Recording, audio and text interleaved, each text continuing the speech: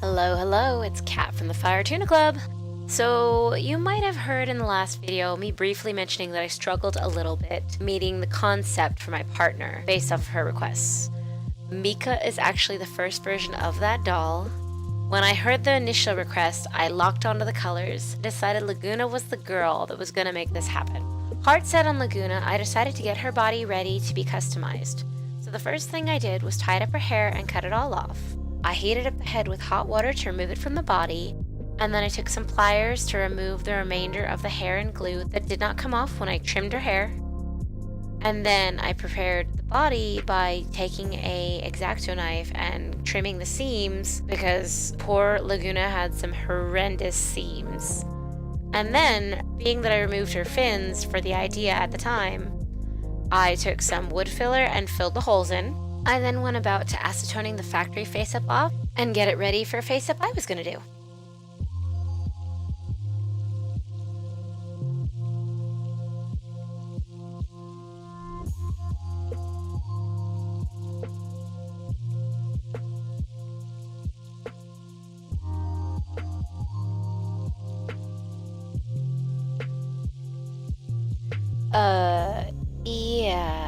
Guys, I think we need to stop myself here because I was making some very bad choices. Never mind, too late. So, I know I joked about my tagline being everything I do is a mistake. In this case, this mistake was not going to turn out. So, I started over. Starting over is kind of scary, but it is doable. Don't forget that. That being said, let's get the show back on the road.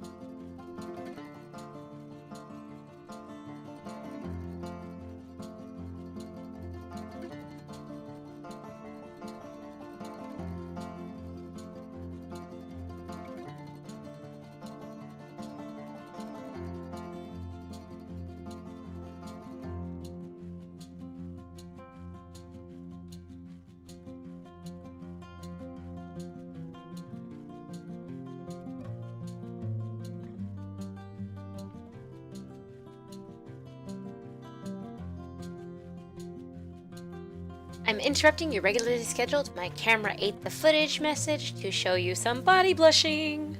This is the first project I did it on because it was requested for the Swap Doll. I also did it for the Swap Doll, but it's a lot more visible on this doll, so check it out, it was kind of fun.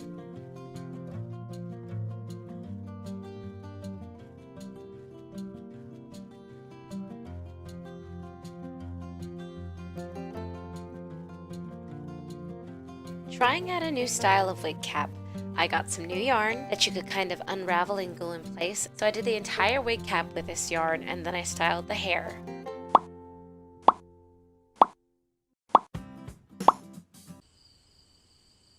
For Mika's dress, I definitely wanted kind of rattier, better look. The idea was to just have her look like she had assembled it from things she had found on the beach or on the docks. So I made a loose tube-like dress, added some leftover lace from another project, and then I proceeded to bead the crap out of it. I thought a really clever touch would be to give her a fishnet shawl, but it actually ends up being a fishnet cape, which, you guessed it, I added some more beads. I gave her a veil, which I made by covering her head in saran wrap so I didn't end up sewing her hair to her veil.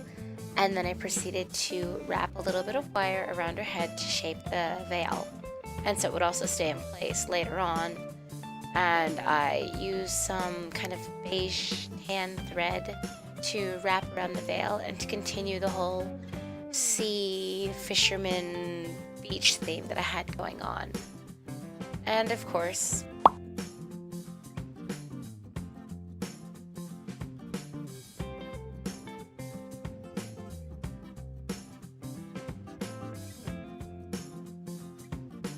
to make some doll-sized fish hooks out of something you might already have on hand. If you have some earring hoops, what you can do is take off all the extra bits, use some pliers, shape it into a hook, and then snip off the extra.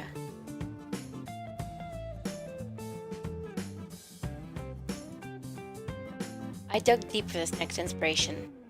Beads. Pretty much when in doubt, the answer is beads on this project. I used a wooden dowel rod, painting it blue with a little metallic silver on top. I used some earring parts and some more beads, and along with some last-minute clearance purchases that I found to make her staff.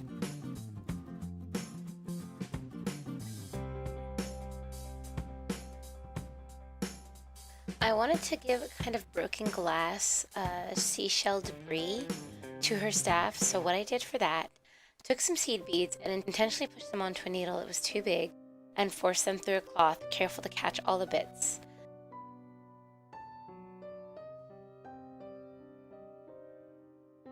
I wasn't able to get the wood filler to blend into the skin, so I used some glue and some sand to cover up those spots as best I could, and it actually had the bonus of making it look like she had been walking in the sand.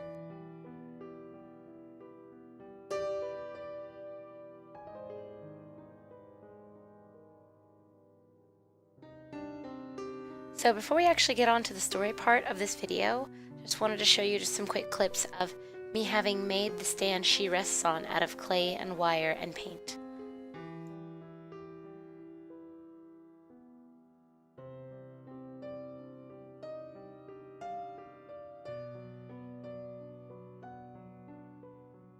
On an island in the vast sea. I won't tell you where, nor will I tell you how to get there.